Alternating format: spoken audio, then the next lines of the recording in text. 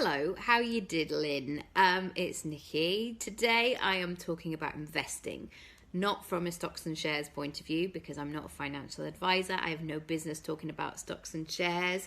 I'm talking about investing in you and what that means. And as with all things on social media, in the culture, in life, we see trends. So one of the trends that I'm seeing at the moment is people talking about investing in themselves, and not only doing that, but talking about it. Like, I've invested in a program, I've invested working with a coach, I've invested in hiring a VA or some new equipment for my business, whatever. Whatever. Sorry, that sounded very dismissive. Whatever, I don't care. I do care. This is why I'm talking about it. And it's interesting because when I started in 2012, I very much kept any investments I made under wraps, because I made the mistake sometimes of telling people that I'd invested in a course and they go, "How much? What? That's an insane amount of money, really? Like, who is this person? What are you going to get for that? Oh, just go on a holiday. Just go on a really nice holiday." And I learned very quickly, like, just don't talk about these things, because people will judge you, people will give you feedback and opinion and all those sorts of things. And sometimes you don't need that. You don't need that in that moment, because I know those points when I've invested in myself, I've just had that instinct of going, move, go on, make the move, because you know that it's right. You know that, like, trust your instinct, basically. And actually, I have to say, if I've worked from that point of view of, like, what do I really need? Ignoring all the sales techniques and tactics and all the rest of it. What do I need in this moment? And usually when I followed that, I've got the result that I wanted. Anyway, that's by the by. So investment, the word comes up a lot. So investing in yourself, or the investment is, I see a lot on sales pages too. And the funny thing about investment in yourself is that you are not necessarily going to get just a simple short-term situation. So if you go and pay your hairdresser, for example, they're going to cut your hair and you're going to leave the salon with that, hopefully, desired result. And when you work with somebody like a coach or a mentor or anybody who is going to help you make moves or show you processes, service-based businesses, basically, that sometimes the work that you do or the result that you gain is not just done within the hour. And this is why your hourly rate needs to reflect that growth as well. So I noticed, and I don't tend to do hourly sessions, by the way, because usually the work that I want to do, it takes longer. And I know that from my clients. I know that it requires that email support. I know it requires that kind of, okay, I'm doing this, I'm going all in.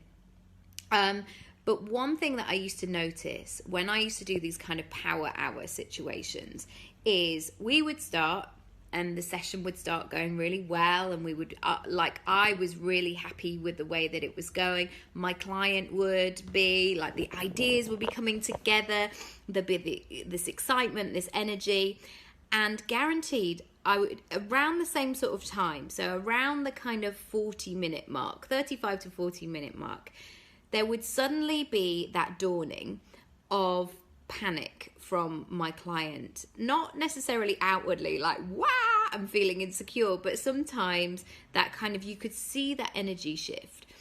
And they would either, like, clock, check what time it was, and then they'd suddenly have this, oh my goodness, I've only got 20 minutes left. I've only got 20 minutes left, and I've paid for this session, which is way more than I've ever paid anyone for an hourly rate. And they would go into panic mode, like, right, what can I gain from this 20-minute session? I'm going to ask all of the questions that I've always wanted to ask. I'm going to, like, uncover all of these things that hopefully I'm going to be able to deal with in 20 minutes. And it's really and because I'm experienced now, like, I understand that, and I can help my client really maximize the time that we have together. But it's an old kind of theory, or it's an old way of an old approach that you're kind of sticking on to something else.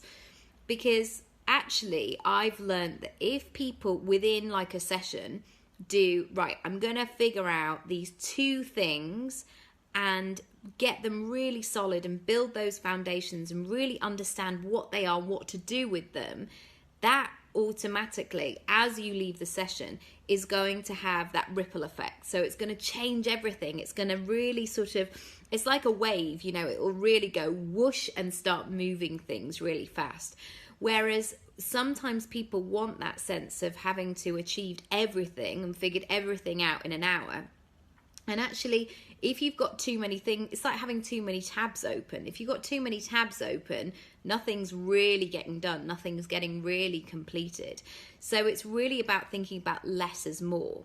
And I think this is important in terms of you making those considerations of investing in yourself or thinking about what's right. I mean, first and foremost, I think this is a whole other video, but really figuring out what you need and what you want to achieve. So I think sometimes you can get really sucked into other people's results or the fact that somebody's been somewhere fancy or they've got a really lovely website.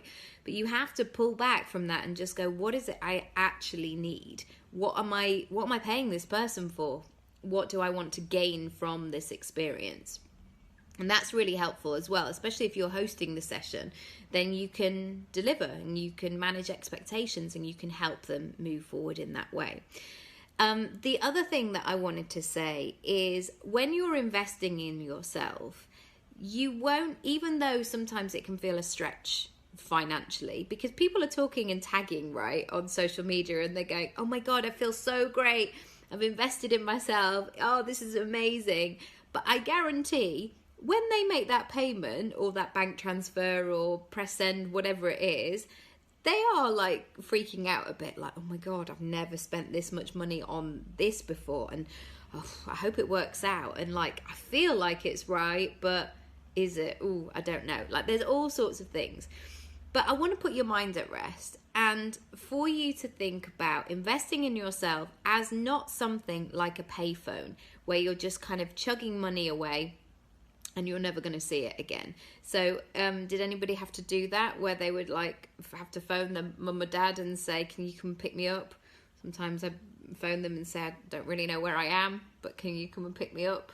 Or I'm talking to some boy, etc. That's, again, another story. But I think sometimes when you pay for something and it's scary, you can have that visual of like you're putting the money into a payphone and it's disappearing and you're never going to see it. But instead, if you can go, I'm investing as in like I'm putting money in like now to learn how to do something. It's that thing, you can't take a horse to water. You can take a horse to water, but you can't make it drink. If you learn how to drink from that experience, it's that money's going to come back again and again and again. So again, that might be really helpful. Again, how many times can I say that? Again, that might be really helpful in terms of thinking about what do you need to invest in. Are you going to invest in somebody who's going to just show you how to do it?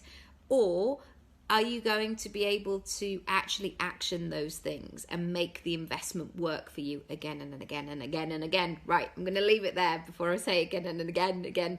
Has that been useful? What do you invest in? What are you looking to invest in? Where do you need help? Where do you need support? What is stopping you from making moves? So many questions for a Monday. I hope they're useful, and I'll see you again very soon. Bye.